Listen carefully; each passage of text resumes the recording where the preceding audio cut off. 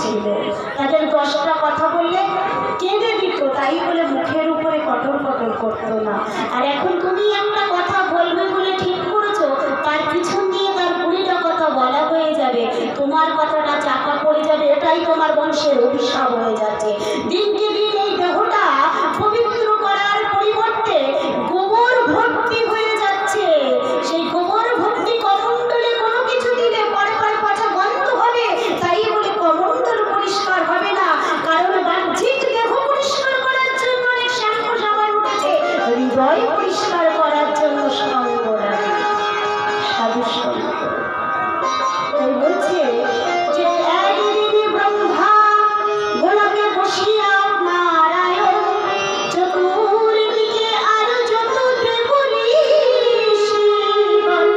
শৃঙ্গাবনে শ্রীরামের উপরে বলে ভরে, পঞ্চমুখে পঞ্চলারে গায়ের পুরাণী, সেই গানে ব্রহ্মভূত হল নারায়ণ, তা থেকে জন্ম নিল পতিত আমাদের হিন্দু সনাতন ধর্মের কত ভালো ভালো গ্রন্থ আছে, কত ভালো ভালো কথা আছে। সেই গ্রন্থগুলো একের পর এক পড়লে আমাদের দিন রাত কেটে যায়। আমরা সঙ্গ করি যখন খুঁজে পাই না কি গল্প বলবো, কি বলবো।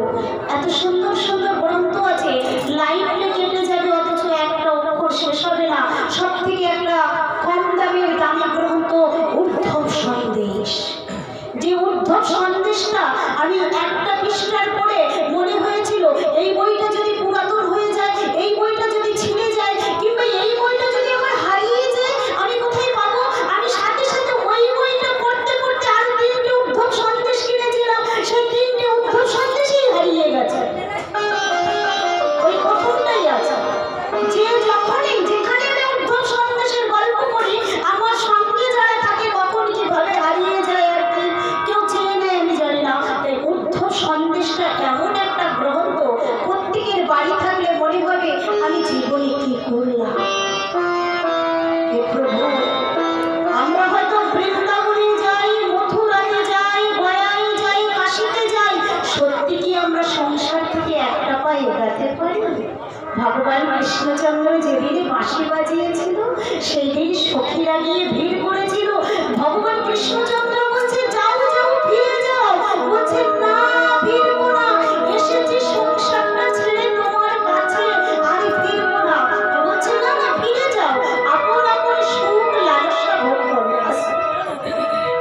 তো বলছে প্রভু, আমরা তো শুধুমাত্র সংসার থেকে ছুটে এসেছি তোমার কাছে তা নয়, আমরা এই দেহের থেকে সংসারটা ত্যাগ করে তোমার বংশীর ধরিতে শুনে থেকে গেছে তোমার কাছে। তাই এই জগৎ সংসারে আমরা বৃন্দাবনে যাই, গয়ায় যাই, কাশী যাই, সংসার কিন্তু ত্যাগ করতে পারি না। তাই বলছে নিতাই পদ কমল কোটি চন্দ্র সুশীতল, আরে যে ছায়ায় জগৎ জুড়ায়, যে ছায়ায় জগৎ জুড়ায়, নিতাই পদ কমল কোটি চন্দ্র সুশীতল, আর যে ছায়ায় জগৎ জুড়ায়, আর যে ছায়ায় জগৎ জুড়ায়, নিতাই পদ কমল কোটি চন্দ্র সুশীতল।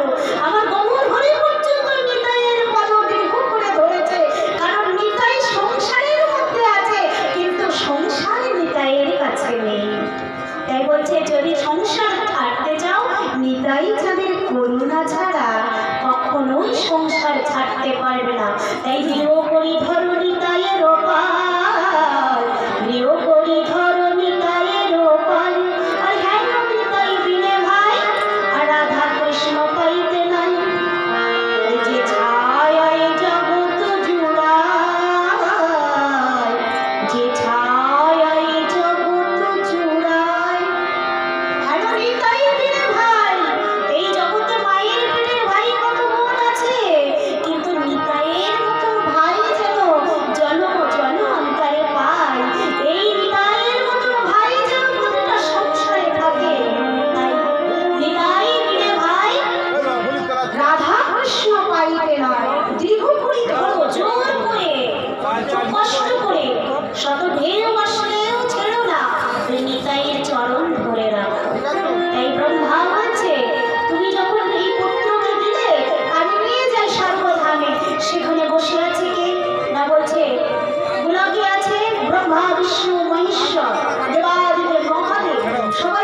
গেছে।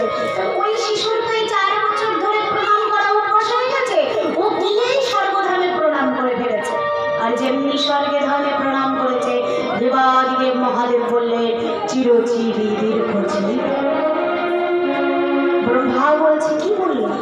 দেখতে দেখতে 4টি বছর পরিপূর্ণ হয়ে 5 বছর পূর্ণ হতে আর 4টে দিন বাকি আছে, আর আপনি ওকে বলছে দীর্ঘজীবী হন, ওর তো আয়ু ফুরিয়ে গেছে।